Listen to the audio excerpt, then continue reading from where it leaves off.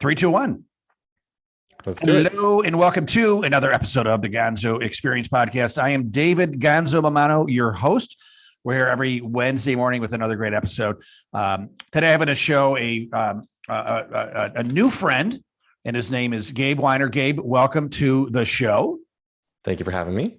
I want to thank a mutual friend, Steve Nicosia, my buddy here in Rochester, which means Rochester, for introducing us. I believe he's coaching you and helping you to bring you to the next level of your business. Is that correct? That is exactly what he's doing. That's what he does best. Steve Nicosia. Thank you for being born, Steve. So Gabe, this is all about you today.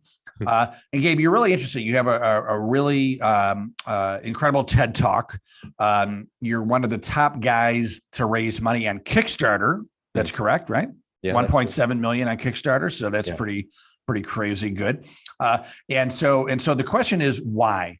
And you're going to tell us about that. But it all goes back to you being an opera singer, having to learn German and Italian, et cetera, and wanting to do that. And then I believe, if I remember your TED Talk correctly, that you were like, why the hell I took language for 6 years or more in school and I can't remember any words besides like hello and goodbye.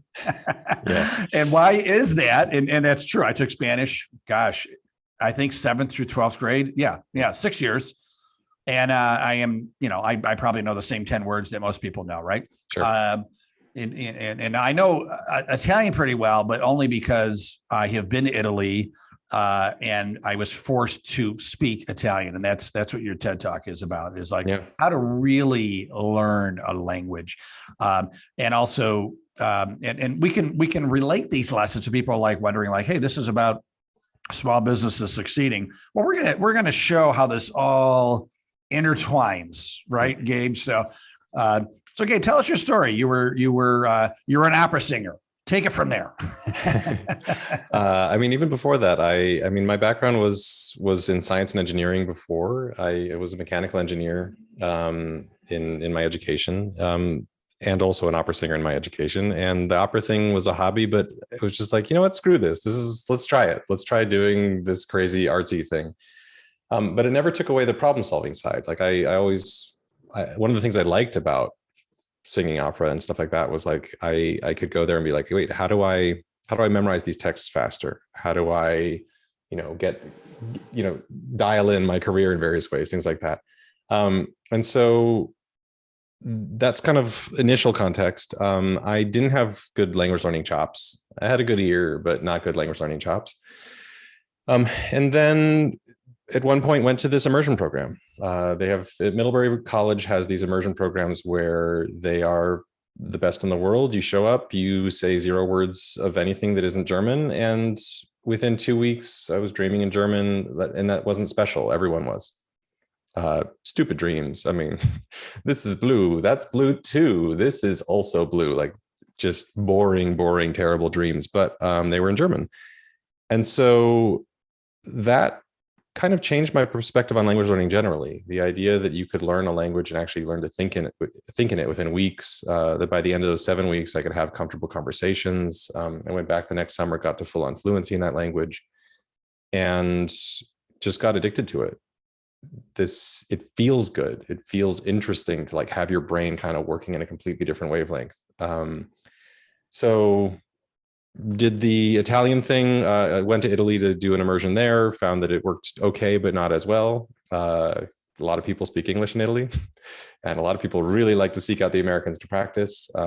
Went back to Middlebury for French, but the main thing happening there was I tried to not be in the beginner class. I tried to sort of cheat my way into the slightly faster than beginner, but not quite intermediate class, because they gave you an online placement test, and I cheated too well. And so I got stuck in a situation where the place that I love most in the world, this college, was about to catch me cheating on their entrance exam. And I had 3 months to get out of this situation somehow. So I spent 3 months kind of throwing together a language learning system that could maybe get me out of being caught cheating. But what I found instead was that I arrived in that program able to speak French. And so I ended up placing in the advanced program. By the end of that summer, I hit the same kind of fluency I had in German after 2 immersions. but having done only one, which meant that I had accomplished a full immersion on my own in 3 months with an hour a day on my computer or on my phone in the subway. And so that thing that I threw together was important. And so I started writing about it. That led to a book. The book became a national bestseller. It led to this Kickstarter the first Kickstarter in 2013 to kind of make some products that went along with the book. That raised 9.5 times what I wanted to raise. Then in 2017, I was prepared to finally do like the big Kickstarter to really make this accessible, because it wasn't accessible. It was like my book is a great book in terms of like a good read. In terms of a how-to manual, it is a good thing for that. But the how-to at that time, like when it got released in 2014, was hard. You had to really know your shit in terms of computers. You had to put together systems that were like, when I was teaching workshops on how to learn a language, I'd have 4 hours on how to learn a language and 8 hours on how to use your computer.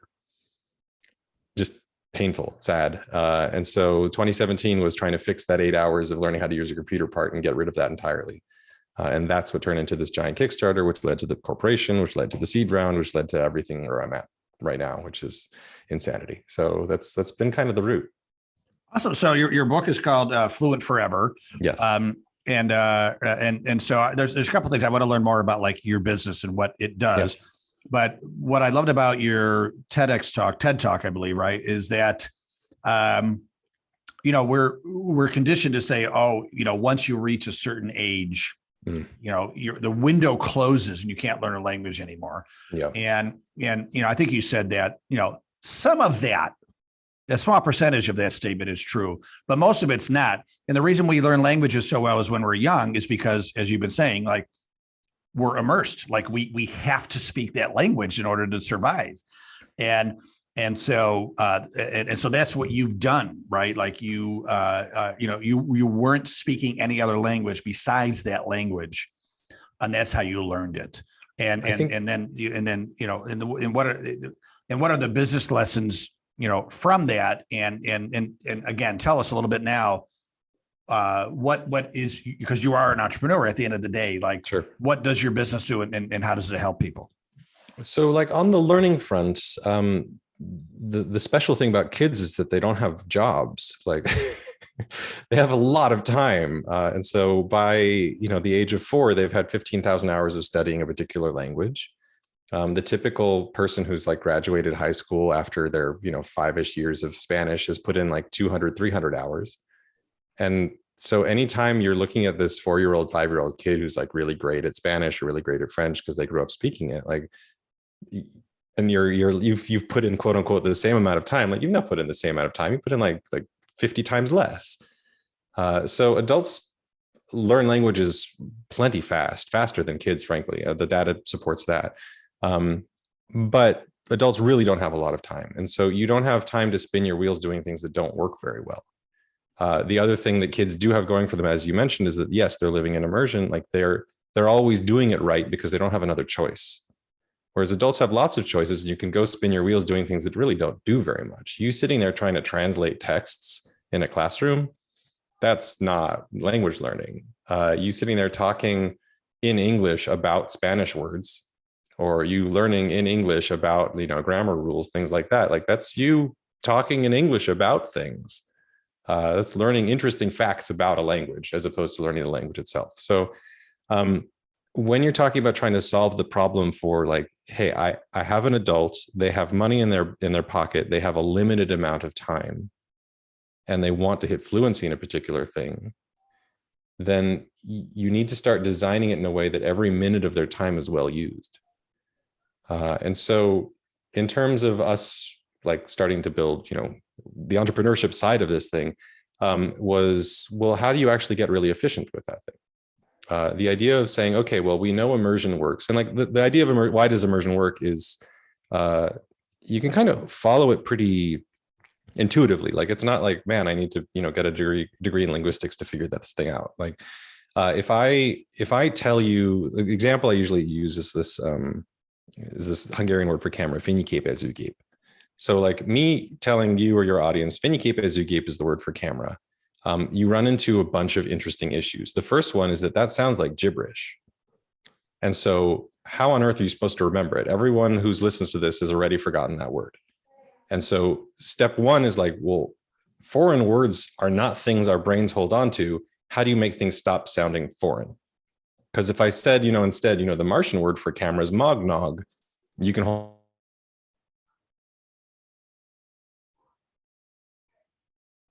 with language learning. It's this first thing that makes it so you're like, oh, well, I'm kind of screwed. I can't remember this for even more than 1 second. And that thing is actually a really fixable problem.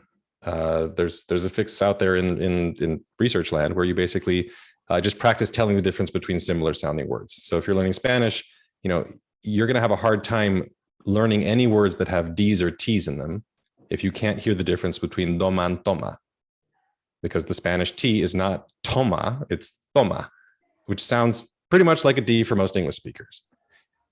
Every one of those kinds of things, and there's like 50 of them in Spanish, which is like supposed to be an easy language. And in every language, you're going to hit all these things. Every one of those makes it so you can't remember words. But if you just practice telling the difference between them, where I just say, toma, which one did I say? Was it the T one or the D one? You're like, I don't know. Was it the D one? You're like, no, it was the T one. That interaction, that back and forth, trains your ears. And within a few hours, frankly, you can pick up that thing and the word stops sounding foreign. At that point, you've gone through the first barrier. You can now remember words. But the second thing is like me, a few minutes ago saying fungible is the word for camera. Like even if I said mognog was the word for camera, whatever, you don't have any of the associations that make camera a camera.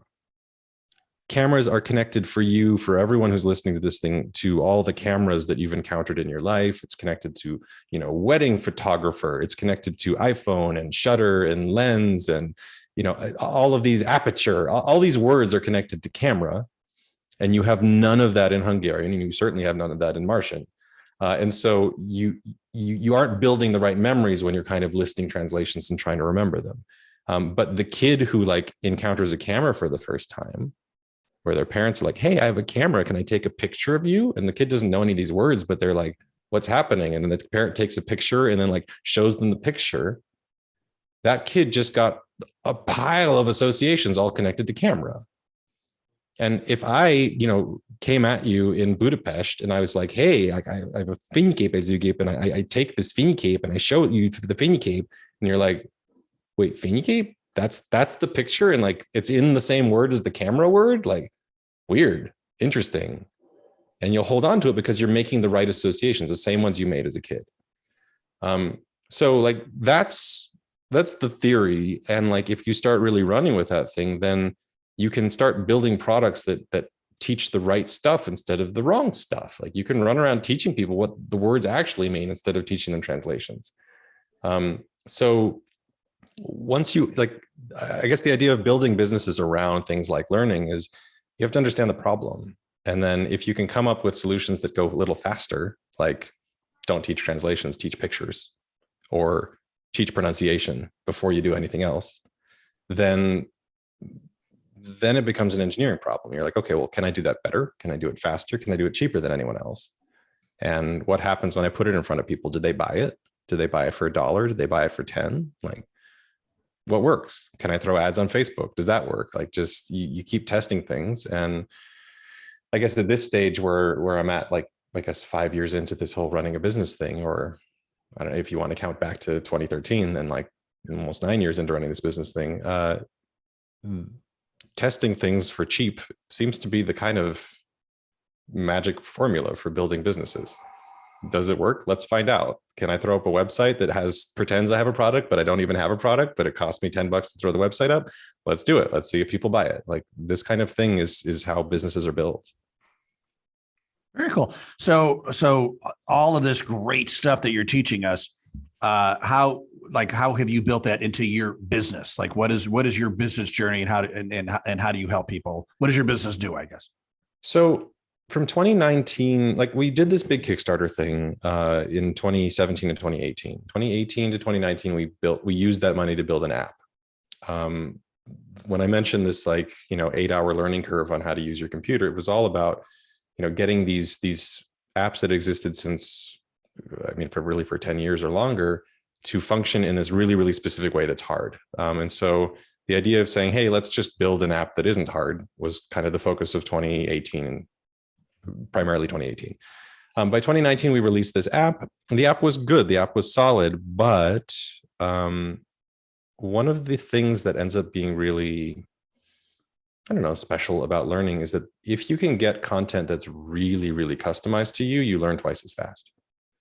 Learning words like dog from sentences like the dog chases the cat, like those are good sentences. Everyone can learn things from that really quickly. But learning words like dog from, my dog's name is Norbert and he's Insta famous for me, or like your dog's name is like, Lassie and is a collie. Like these kinds of sentences that are about your own life are things that we retain way, way, way, way, way more and way longer, way faster than any kind of generic content out there. And so when I was learning my last few languages, I was learning them with tutors. And instead of learning generic sentences and generic content, every single word I learned was in the context of something about my life, because I wanted to see, I wanted to play with this idea of double learning speed from like completely customized content. And I found that like it's magnetic. Like the idea of learning a language with every single thing you see is about you, like that feels good. You want to keep going. And also because you're learning so fast, you want to keep going. So I'd been wanting to make a product out of that forever. Hungarian I learned that in 2013 to 2015. And like, that's before the company really even existed. And like, that was the first language I learned using completely personalized content. And since then it was Japanese, and then it was Spanish. And like these experiences were awesome, and no one else was getting to have them. It was just me.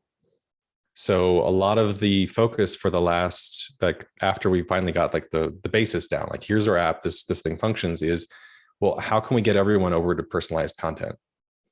And so that's been the focus for the last year or so, is what happens when you put people in front of tutors, not just, sitting alone in your home with an app, but what happens when you stick someone in front of a live person who speaks that language, and you can take that interaction, the back and forth of like, hey, let's talk about your dog, let's talk about your work, your everything, put that into your target language and get that in your app. How do you get your own dog into your app? And what we found is that that's everything. I mean, at this point, about a quarter of our company's revenue is coming entirely from these tutoring products that are like this tiny, tiny subset of people who are willing to like commit and like really, really learn quickly. But they're learning. I mean, I have people hitting fluency in Spanish in like 5 to 8 months.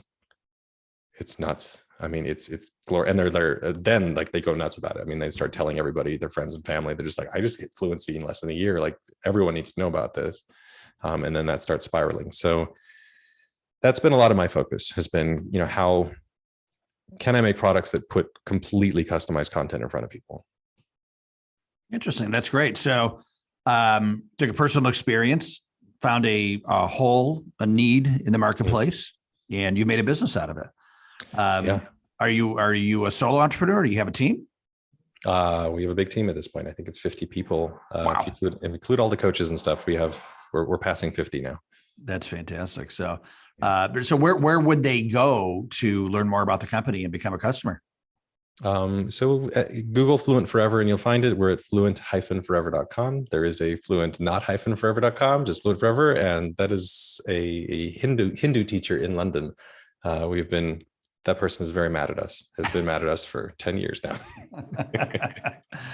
Well, you'll have to learn that language to be able to talk to him about it, right? So It's true. So, Hindi Gabe, speaker. God, I think I just said Hindu speaker. Oof. Yeah. You would have some immersion work to do in that, but, clearly. So Gabe, let me dig into your journey a little bit. As an entrepreneur, love the story, love the journey. So a lot of the Gonzo family listeners here are, beginning to middle stage entrepreneurs, and they're struggling, right? And what are some of the things that as as an entrepreneur, especially when you were, just starting out, did you struggle with? How did you overcome them? And what advice would you give to some, beginning stage business owners? So I think a lot of the stuff that really hit for me had to do with this whole fundraising process that tends to be a part of a lot of people's journey. Initially, I started out with basically no network. The idea of launching, and like we could talk about Kickstarter stuff, but the idea of launching on a Kickstarter is you're funding yourself with customers, and if you pull in enough money there, then you don't need to go talk to investors.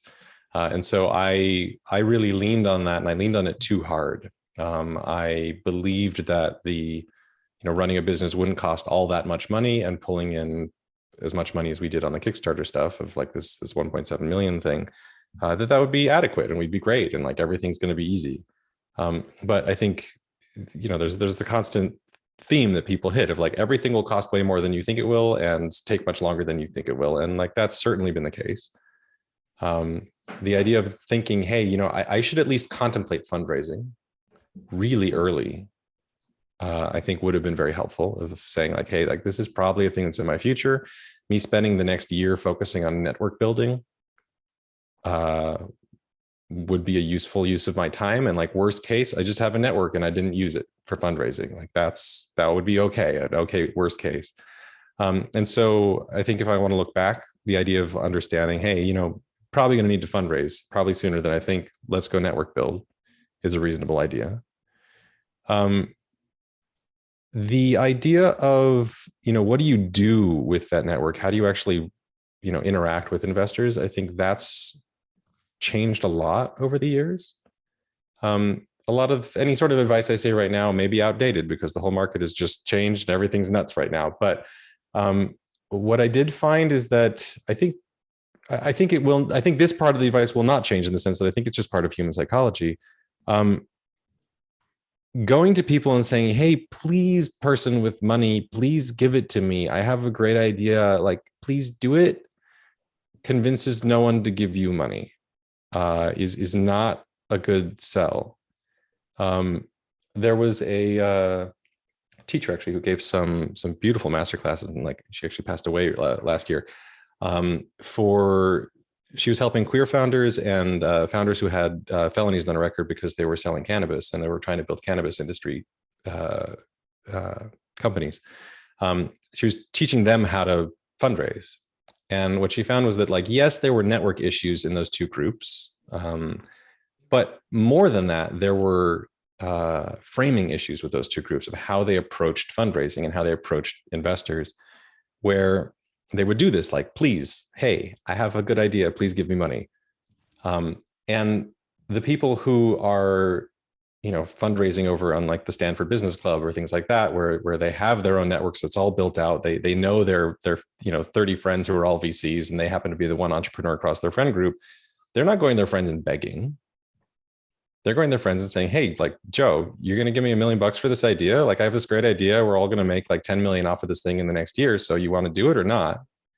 And if Joe says, well, I don't know, like, let's look at your idea.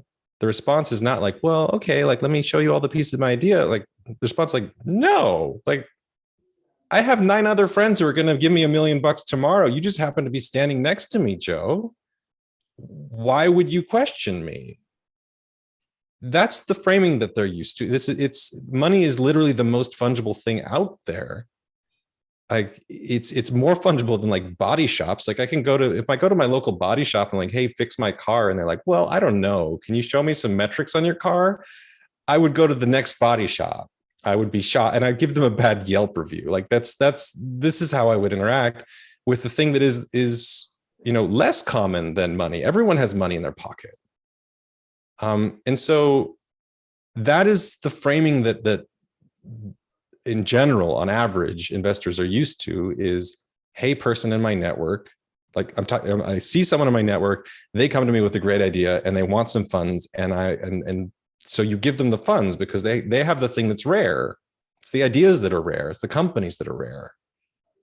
And so the moment that there's an opportunity that's a real opportunity, the person who has all the leverage is the person with the idea.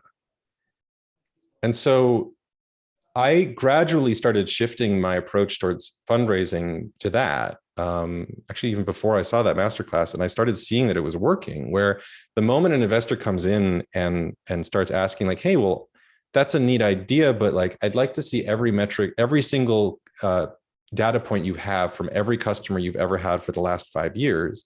Also, I have the following 35 questions. I mean, initially I would answer every one of the 35 questions and I make sure I'd be really prompt with it. Like maybe I could do that in 2 hours. Okay, let's do this. Let me give you every point of data. And I started shifting towards like, no, of course I won't give you that information.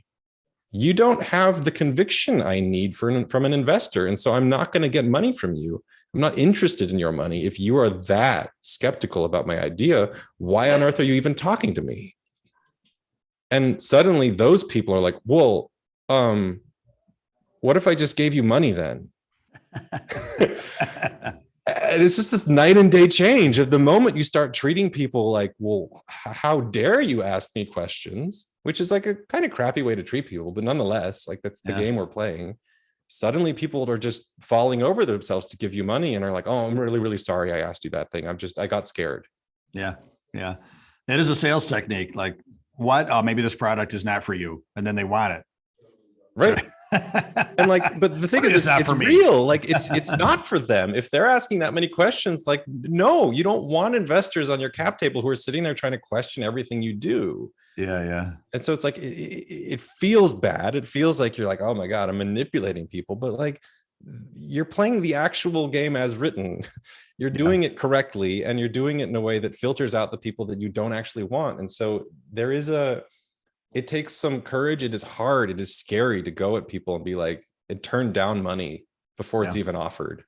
But you end up getting more money by doing that. But you end up getting more money by doing that, and you end up getting better investors. And so like really learning that lesson is a difficult one to learn, but I think it's so, so important.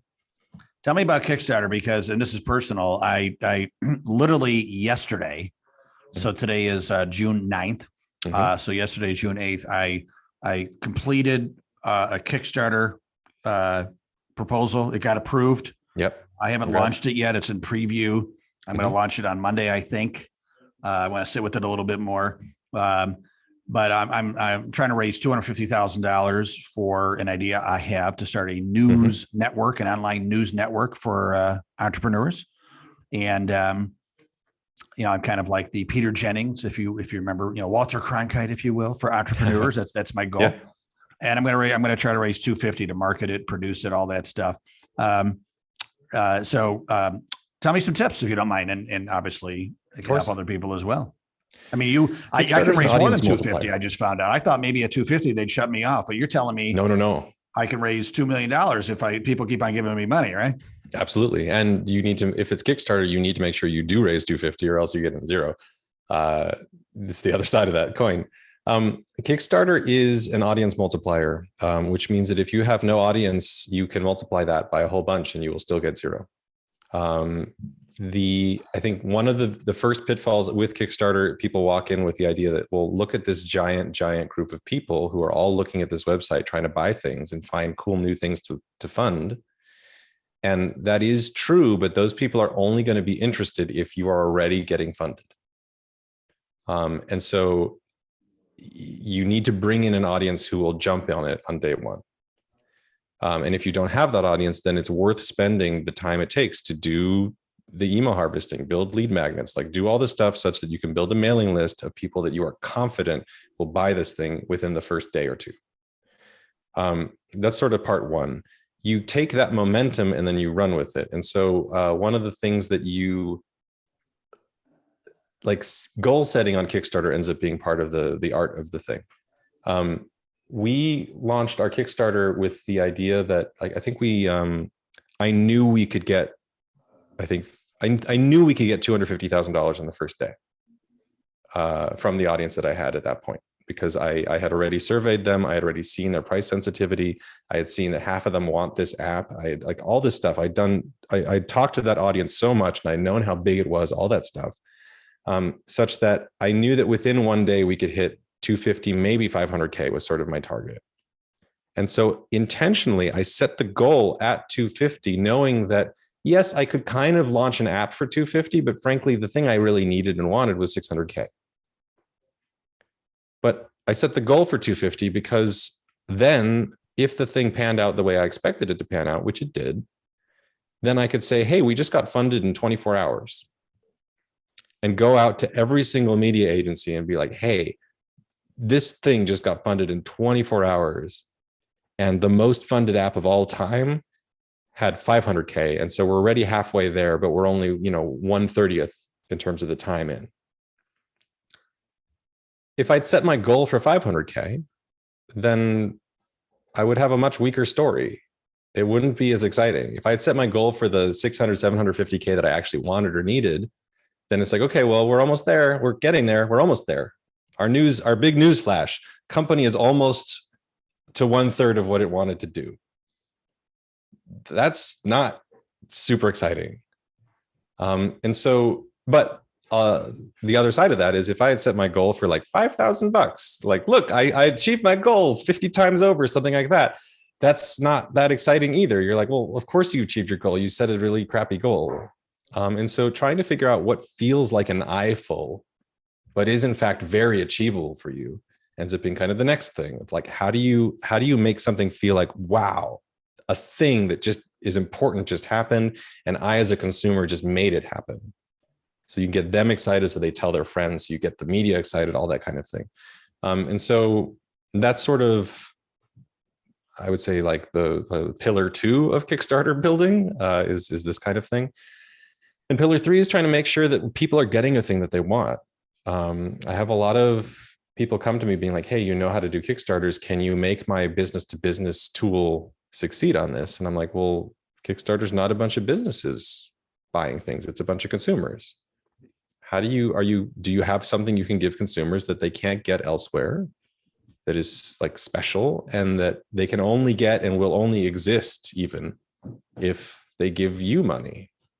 I mean, the idea of being like, hey, I have this, I manufacture these things, they already exist. You can get them on Amazon, but you can pay slightly less for them on Kickstarter. Like, that's not exciting. It's the thing that's exciting is like, holy crap, I've never seen these headphones before in my life. Like they read my brain and they tell me the right kind of music for me. Like, what a crazy concept. Like, that's why people go to this website. And so having a carrot for people to run after that's exciting, like that ends up being kind of the third piece. And if you can deliver on all 3 pieces, you should be able to deliver on a really, really solid Kickstarter. And if you're missing one of those pillars, it ends up getting really, really difficult. That's great. Hey, you just taught me a lot of stuff. Thank you. And, Sure. and yeah, so, and I think a good note there is like, if you don't raise your goal, if you don't reach your goal, you get none of the money. Yes, which is like a pro and a con. I think one of the things about Kickstarter is like there are other platforms in Indiegogo where you can just say, well, I'll take any money that comes in, but I just want everyone to know that I want to raise X. And it makes people less encouraged, like they're less inclined to share with their friends. The idea of being like, there's this FOMO thing that style of Kickstarter allows you to do, which is, I want the crazy headphones that read my brain, and they're 99% the way there. And if they don't get all the way to 100, then I'm never going to get, like, no one will ever get the headphones that read your brain. And so like, damn it, I better get my mother to buy this thing, or screw it, I'll put in more money. It's like a telethon. Yeah. Let's reach the goal, right? Exactly that. So like, that is a special thing with Kickstarter. And you lose that too if you do the goal setting thing I was talking about trying to knock your goal out in one day. Then you don't quite have the, oh my God, this isn't going to happen. But you can create that with stretch goals. Yeah. And that's what we ended up doing is, well, yes, you're all going to get your app because we hit our goal in one day. But if you want this language, then, you got to do it that way. So, or if you want this feature, then you've got to hit 750. If you want that feature, got to hit 1 million. Fantastic. Gabe, this has been really, really great. I think we learned your story, and we got some great practical takeaway nuggets for entrepreneurs and starting a business, growing a business, especially through Kickstarter. Are you at that time you were the highest amount funded on Kickstarter? Is that right? The most funded app of all time prior to us had raised 550,000. So that record stands today. You're the most funded app. We are still the most funded app of all time. We did sort of go from Kickstarter to Indiegogo. And so we raised our first, we raised our first 550K on Kickstarter. We raised the rest on Indiegogo. And so there's one company that has beaten our 550 total, but not our 1.7 million total. Excellent. Excellent. Well, Gabe, that's fantastic. Gabe Wyner, I really appreciate you being on the show and sharing some heartbeats with us today. This has been a real pleasure. Excellent. People want to get in touch with you. What's the best way? Fluent-forever.com. Fluent-forever.com. And as always, if anybody wants a personal introduction to Gabe, throw me an email, david@davidmamano.com. I'd be happy to introduce you. Gabe, thank you so much. I wish you massive continued success. Really, really great stuff. Really appreciate it. Thank you, David. And thank you, Gonzo family, for listening and or watching. We always appreciate you. Spread the love, share, like us, all that good stuff. Thank you so much, everybody. Make sure to have a great day and stay awesome.